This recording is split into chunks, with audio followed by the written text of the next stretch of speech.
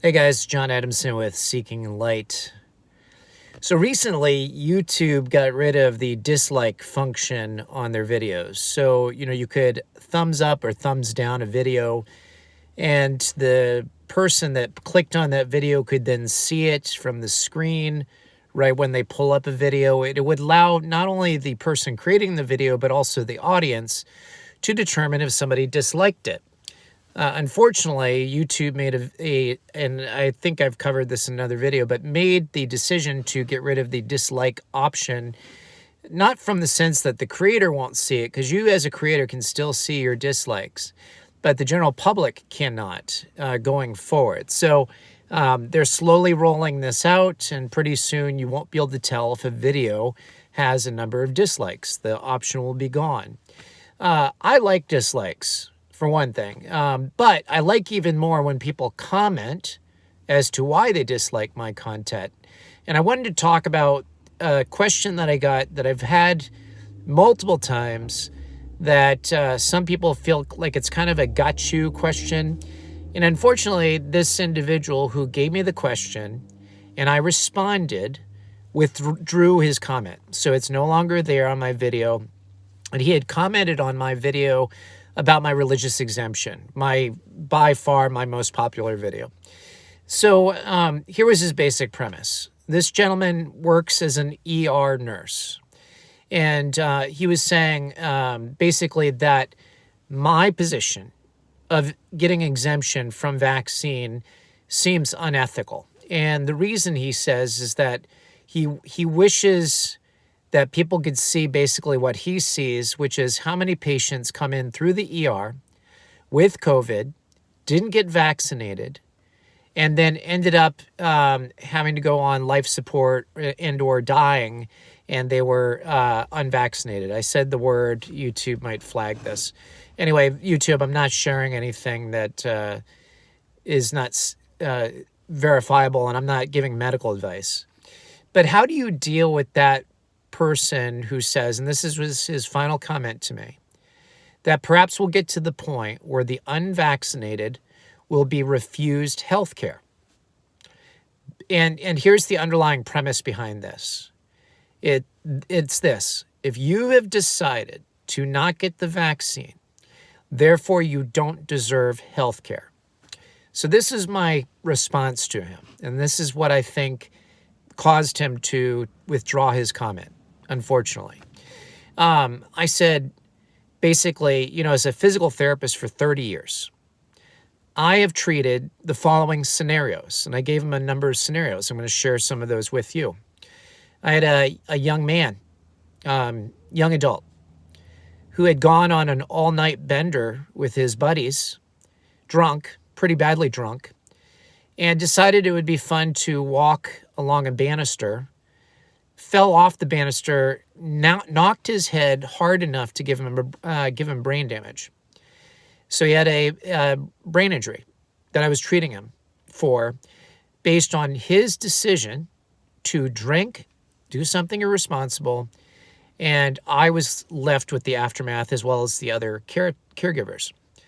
Here's another example. I've treated patients with COPD, chronic obstructive pulmonary disease, some of which have 60, 80, 100 pack year smoking histories. What is a pack year? How many packs per day do you smoke times how many years you've smoked? So you can estimate just how strong the smoking influence has been in the person's life by pack years. That's a lot of pack years, 60, 80, I've had over 100. So I've treated these patients who have now chronic obstructive pulmonary disease because of their direct behavior. They're my patients now, they're doctors' patients. I've had amputees who needed very expensive amputation surgery, very expensive prosthetics, and then rehabilitation post-surgery that I've had to deal with, that the doctors have had to deal with.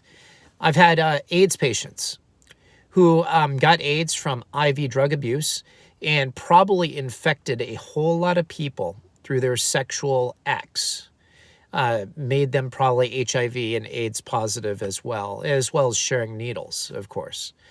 I've had them as patients. In all of these situations, these people did something that directly caused them to get the disease for which I am now treating them. In none of those situations did I say, I disagree with their lifestyle.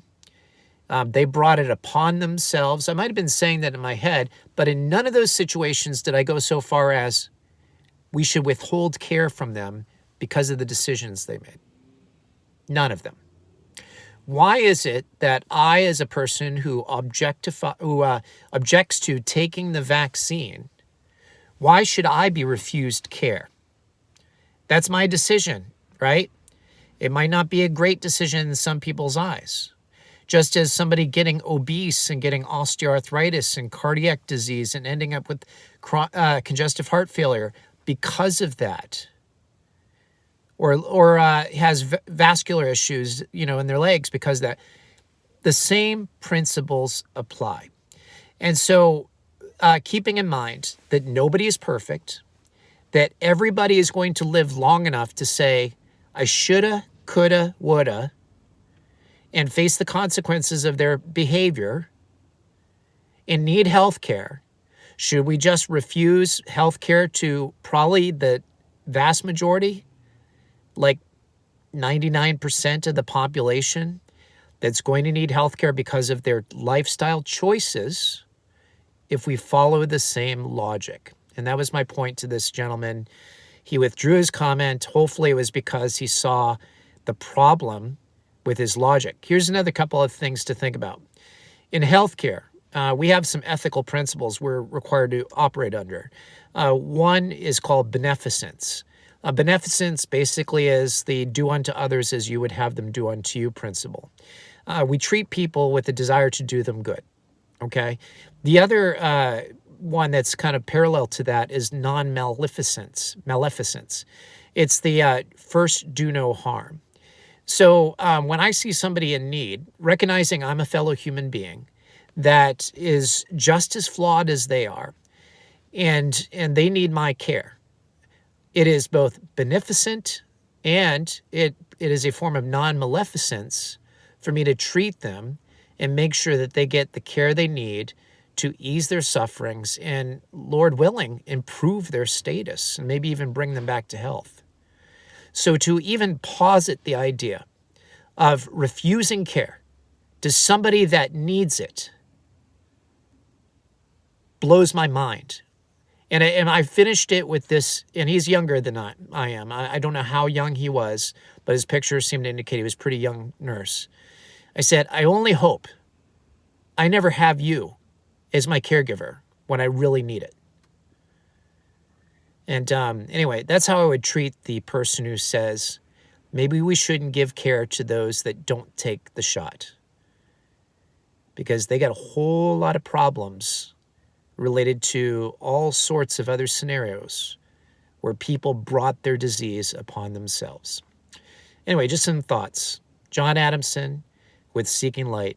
Take care. God bless.